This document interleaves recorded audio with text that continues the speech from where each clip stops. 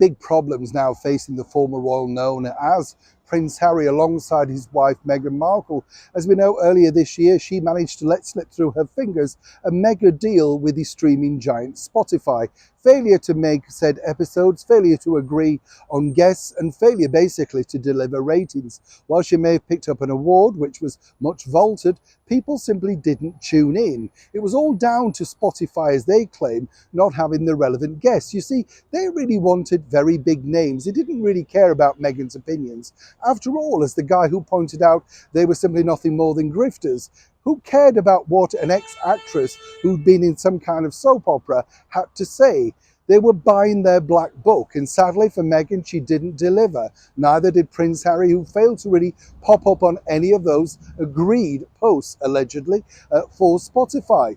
But now there's a bigger problem looming, and it's all regarding their latest venture. And this is incredibly worrying if you are Prince Harry. So as ever, let me explain. Good morning, Neil Sean here in the very heart of London. And as ever, thank you so much for joining me. Yeah, big problems actually on a more serious note now for Prince Harry, because while there's been a bit of a splash about that return to television, the heart of Invictus, via the streaming giant Netflix as part of the deal, this has taken 2 years virtually to put together, executive produced by Prince Harry. And that, as I told you the other day, basically means they oversee the final cut. While I do think certain aspects of this particular documentary are worthy, the stories of the people, the genuine people, are very moving indeed. Mind over matter and absolute determination, which is really, really invigorating and heartwarming. The bottom line is not enough people in Netflix eyes allegedly are tuning in. You see, the bottom line, as ever with all of these things, it's about eyeballs, viewers,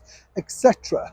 And this has really failed to take off. Now, obviously, Netflix knew this was never going to get the same mega ratings as did the docu-series, the gossip fest that was Harry and Meghan, the event. That's the sort of stuff people tuning in for.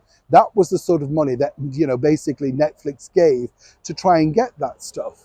Now, as you know, their other biggest best-selling royal thing is The Crown.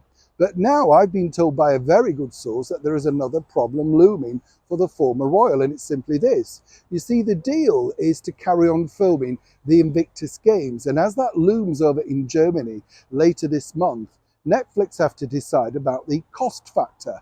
How long will that take to turn around? Who could Harry possibly get to interview on camera? They want to see more of him, but in a positive light.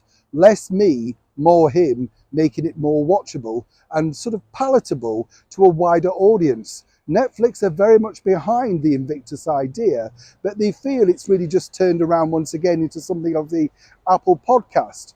But more importantly, they're looking at the eyeballs to watch.